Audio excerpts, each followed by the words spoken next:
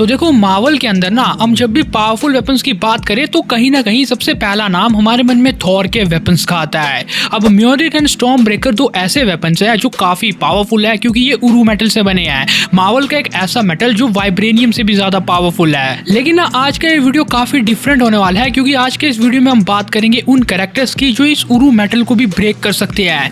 यानी एक तरह से इतने पावरफुल मार्वल के कैरेक्टर्स जो कि थॉर के हैमर को ब्रेक कर पाए। तो अगर तुम इस वीडियो को लास्ट तक देखते हो तो तुम्हें सबके बारे में पता चलने वाला है। तो चालू करते हैं।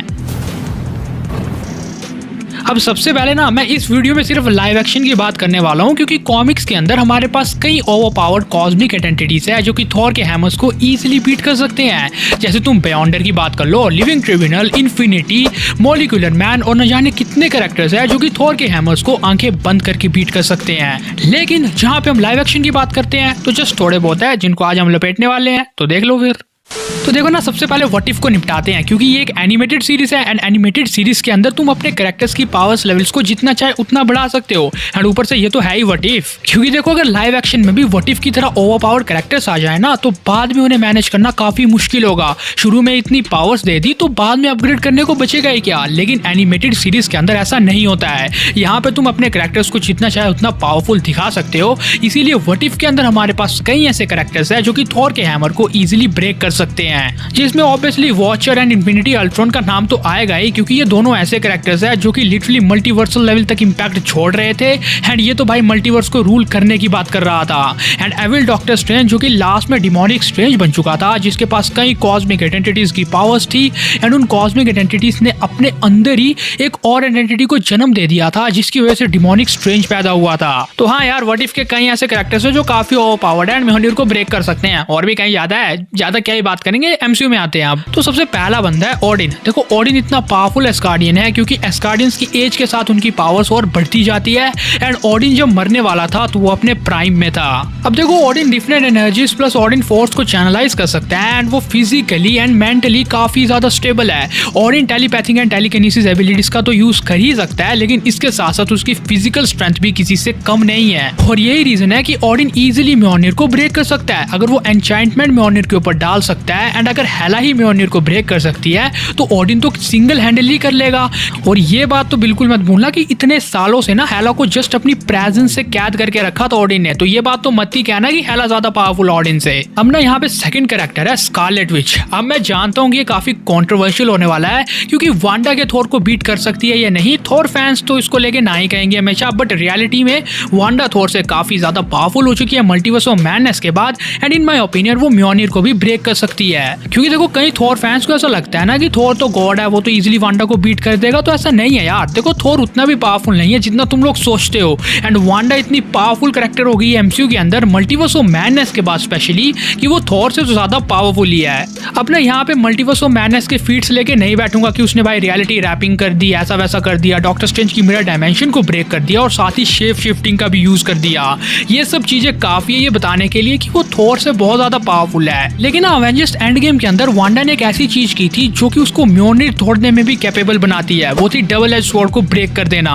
थैनोस के साथ बैटल करते करते वांडा ने बहुत ही इजीली एकदम बच्चों की तरह डबल एज स्वॉर्ड को ब्रेक कर दिया था। अब ध्यान रखना कि थैनोस की डबल एज स्वॉर्ड ना इतनी पावरफुल थी जिसने वाइब्रेनियम मेटल को बीच से फाड़ के रख दिया था। और ना कई थ्योरीज ऐसा भी कहती है कि ये उरू मेटल से बनी है। एंड अगर ये डबल एज स्वॉर्ड उरू मेटल से बनी है तो वांडा अगर एक उरू मेटल को ब्रेक कर सकती है तो म्योनिर उसके लिए एक काफी बड़ी बात नहीं है। लेकिन अब यहाँ पे भी कई फैंस को ऐसा लगता है कि नहीं, डबल एज स्वॉर्ड इतनी पावरफुल नहीं है, वो उरू से नहीं बनी है। भाई देखो भले ही वो उरू से नहीं भी बनी हो तब भी उसने वाइब्रेनियम को ब्रेक कर दिया था जो कि अर्थ का सबसे पावरफुल मेटल था। और साथ ही थॉर के खिलाफ बैटल के अंदर ना उसने स्टॉर्म ब्रेकर एंड म्योनिर के हिट से साथ में सर्वाइव किया था। तो डबल एज स्वॉर्ड इतनी पावरफुल है, तुम ये तो नहीं कह सकते कि वो उरू मेटल से नहीं बनी है या इससे ज्यादा कमजोर है। बट अगर वो उरू मेटल से बनी नहीं भी होगी तब भी वो उरू मेटल के जितनी पावरफुल है। थैनोस की डबल एज स्वॉर्ड बहुत ही खतरनाक वेपन था, लेकिन वांडा ने उसे ब्रेक कर दिया तो वो म्योनिर को भी ब्रेक कर सकती है। एंड वो काम वांडा ने एंड गेम के अंदर किया था। एंड एमओएम के अंदर तो वांडा गॉड लेवल बन चुकी है। फिर ना थर्ड कैरेक्टर हमारे पास आता है लोकी, जिसके बारे में कोई डाउट ही नहीं है क्योंकि यार ये बंदा इजीली ब्रेक कर सकता है क्योंकि ये पूरे मल्टीवर्स को होल्ड करके बैठा है। एंड अगर तुम्हें ऐसा लग रहा है ना कि ये तो बस पावरफुल है, स्ट्रेंथ कहाँ है इसके पास, तो भाई देखो ये मत भूलना कि इसने मल्टीपल ब्रांचेस को ना इन मल्टीपल टाइमलाइंस को जस्ट अपनी स्ट्रेंथ से, फिजिकल स्ट्रेंथ से पुल कर दिया था। और ना सबसे इंपॉर्टेंट बात पता है क्या है कि लोकी कॉन्सेप्ट ऑफ टाइम के ही परे जा चुका है एंड एस्गार्डियंस की एज के साथ उनकी पावर्स तो बढ़ती ही है। तो देख लो फिर लोकी का पावर लेवल कहाँ पे है। फिर नंबर 4 पे आती है अपनी हेला, जिसने ऑलरेडी म्योनिर को ब्रेक कर दिया था, वो भी सबसे वीकेस्ट फॉर्म में। अगर ज्यादा पावरफुल होती तो फिर 1 सेकंड में कर देती।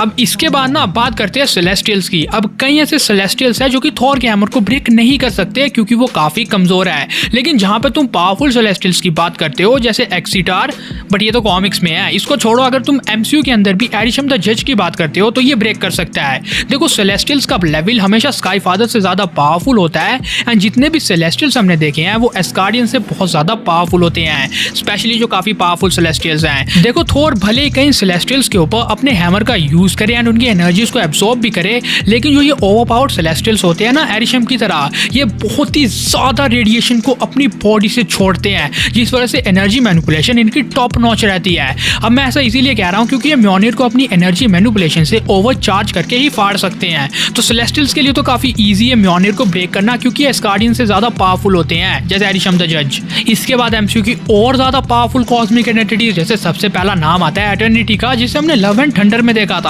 अब ये बंदा लिटरली मार्वल का टाइम गॉड है। ये भी कॉन्सेप्ट ऑफ टाइम के परे है एंड बहुत ही ज्यादा पावरफुल है जो म्योनिर को ब्रेक कर सकता है। नेक्स्ट आगे बात अपने डोरमामू की, जो कि डार्क डायमेंशन मैनिपुलेशन को यूज कर सकता है क्योंकि ये डार्क डायमेंशन के अंदर रहता है।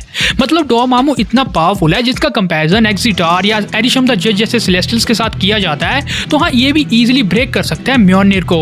और ना अब अगर तुम एमसीयू के बाहर आने की कोशिश करो ना तो तब भी तुम्हें एक और कैरेक्टर मिलता है। देखो अगर तुमने सोनी यूनिवर्स के वेनम सीरीज को देखा है तो वेनम 3 के अंदर ना हमने नल को देखा था।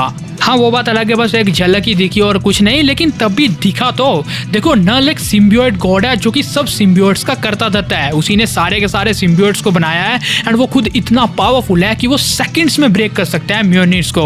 तो देखो जब इस यूनिवर्स में कुछ भी नहीं था ना, मतलब प्योर डार्कनेस, तो उस टाइम एक आइडेंटिटी रहती थी नल नाम की। नल इतना पावरफुल कॉस्मिक आइडेंटिटी था कि उसकी सारी की सारी डार्कनेस थी। लेकिन फिर अचानक से ना कई सेलेस्टियल्स ने जन्म लिया एंड वो मल्टीपल गैलेक्सीज एंड प्लैनेट्स को बनाना चालू कर दिए, जैसा हमने एटर्नल्स मूवी के अंदर देखा था। तो ना ये देख के अपने नल भाई साहब को काफी गुस्सा आया कि भाई ये कैसे अजीब से प्राणी है जो मेरी डार्कनेस को खराब कर रहे हैं। तो इसीलिए नल ने उन सेलेस्टियल्स के खिलाफ वॉर डिक्लेयर कर दी एंड उनको मारने के लिए चला गया। एंड इसी दौरान नल ने नेक्रोसोर्ड को बनाया था जस्ट फॉर किलिंग सेलेस्टियल्स। नल इतना ओवरपावर्ड कैरेक्टर है जो कि सेलेस्टियल से भी ज्यादा पावरफुल है। तो सोचो म्योनिर का क्या हाल होगा इसके आगे, या उरू मेटल से तो काफी ज्यादा पावरफुल है। और अब लास्टली लाइव एक्शन में हमें एक और कैरेक्टर दिखाया, लेकिन वो म्योनिर को ब्रेक नहीं कर सकता है according to live action, but comics में कर सकता है एंड वो है घोस्ट राइडर। देखो मूवीज के अंदर जो घोस्ट राइडर हमें दिखा है वो इतना पावरफुल नहीं है अगर तुम्हें नहीं पता है तो, क्योंकि कॉमिक्स का घोस्ट राइडर लिटरली अपने साइज को जितना चाहे उतना इंक्रीज कर सकता है, जिसकी हेल्प से इसने एक बार अवेंजर्स को बीट कर दिया था, पूरी टीम को इकट्ठा। कोई बड़ी बात नहीं है इसके लिए भाई, अवेंजर्स को बीट करना आराम से कर देता है ये। एंड सेकंड सबसे इंपॉर्टेंट बात, मल्टीपल क्लोनिंग। घोस्ट राइडर अपने मल्टीपल क्लोन्स बना सकते हैं एंड उसके ये सब क्लोन्स ना उसी के जितने पावरफुल होते हैं। एंड अब लास्टली मैं तुम्हें एक बात कहूंगा कि घोस्ट राइडर जिसकी पावर्स को यूज करता है ना, यानी ज़ाराथोस, वो एक स्काई फादर लेवल एंटिटी है, यानी ऑडिन की जितनी पावरफुल। एंड अगर ज़ाराथोस घोस्ट राइडर की बॉडी पे या जॉनी ब्लेज की बॉडी पे पूरा कंट्रोल ले लेता है तो उस टाइम वो बनता है ज़ाराथोस घोस्ट राइडर एंड उसको रोकना नियरली इम्पॉसिबल है। मतलब स्काई फादर लेवल, ऑडिन का लेवल यार तोड़ देगा वो भी इजीली फिर तो। लेकिन सबसे इंपॉर्टेंट बात पता है क्या आती है कि मूवीज के अंदर ना घोस्ट राइडर इतना पावरफुल नहीं है। जो हमने इसकी 2 मूवीज देखी थी, घंटा कोई पावर्स नहीं दिखी इसकी कॉमिक्स के लेवल की, तो नहीं कर सकता ये मूवीज के अंदर तो। बट अगर तुम कॉमिक्स से रेफरेंसेस को ऐड करते हो तब कर देगा ये। लेकिन एट लास्ट ये सब थे वो कैरेक्टर्स जो कि थॉर के हैमर को ब्रेक कर सकते हैं, या इवन मैं ऐसा भी कह सकता हूँ कि ये सब वो कैरेक्टर्स है जो उरू मेटल से ज्यादा पावरफुल है मार्वल के अंदर। और लास्टली बस इतना ही है क्योंकि कैरेक्टर्स इतने थे। अब कॉमिक्स के कैरेक्टर्स को लेके बैठते ना तो पता नहीं कहाँ तक जाता वीडियो। लेकिन अगर तुम्हें ये वीडियो पसंद आया तो लाइक एंड शेयर कर सकते हो, इस चैनल को सब्सक्राइब करके बगल वाले बेल आइकन को ऑन कर सकते हो। Thanks for watching this video guys.